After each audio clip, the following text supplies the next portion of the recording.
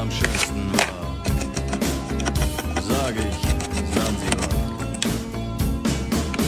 Es war eine harte Überfahrt, 10 Wochen nur das Deck geschrubbt, hab die Welt verflucht, in den Wind gespuckt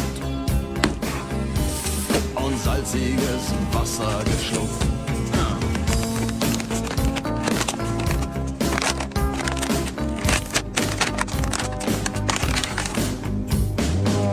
Als wir den Anker warfen, war es himmlische Ruhe und die Sonne stand senkrecht am Himmel. Als ich über die Reling sah, da glaubte ich zu träumen.